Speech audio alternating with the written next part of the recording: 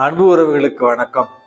ஒரு இளைஞனுக்கு வாழ்க்கை வெறுத்து போச்சுங்க. என்னடா வாழ்க்கையில இவ்வளவு பிரச்சனையா இருக்கே அப்படின்னு மனம் வெறுத்து போய் அந்த ஊர்ல இருக்கிற ஒரு வயதான முதியவர் இடத்துல சென்று, ஐயா எனக்கு வாழவே பிடிக்கல, வாழ்க்கையில எவ்வளவு கஷ்டத்தை தான் அனுபவிக்கிறது அப்படி என்று அவர்கிட்ட புலம்புனானா.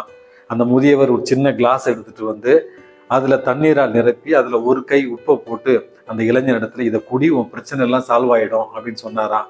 உப்பு கலந்த அந்த ஒரு கிளாஸ் தண்ணி எடுத்து குடித்து பாதி நேரத்திலேயே அதை குடிக்க முடியாமல் துப்பி விடுகிறான்.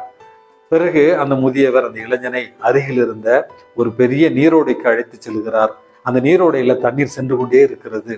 ஓடிக்கொண்டு இருக்கிற தண்ணியில ஒரு கை உப்பை போட்டு மறுபடியும் அந்த தண்ணீரை எடுத்து குடிக்க சொல்லுகிறார். இப்பொழுது அந்த தண்ணீரை எடுத்து குடிக்கிற இளைஞன், இதுல எந்த உப்புமே இல்லையே, நல்லா இருக்கேன்னு குடிக்கிறானா. அப்போது அந்த முதியவர் சொன்னாராம், அன்பு மகனே, வாழ்க்கையில உப்பை போன்ற கஷ்டங்கள் வேதனைகள் வந்துகிட்டு தான் இருக்கும். ஆனா நம்முடைய மனசை சின்ன கோலை மாதிரி வச்சிருந்தா உப்பு கரிக்கும், வாழ்க்கை முழுவதும் வேதனையாக இருக்கும். நம்முடைய மனதை அன்றாடம் ஓடிக்கொண்டிருக்கிற, அன்றாடம் மாற்றங்களை சந்தித்து கொண்டிருக்கிற தெளிர்ந்த நீரோடையை போல இருக்கிற மகா சமுத்திரத்தை போல நம்முடைய இதயம் இருக்கிறதா என்று சிந்தித்து இதயத்தை விசாலமாக்கி கொண்டு இன்பமாக வாழ முயற்சி செய்வோம். இந்த நாள் உங்களுக்கு இனிய நாளாகட்டும். வணக்கம்.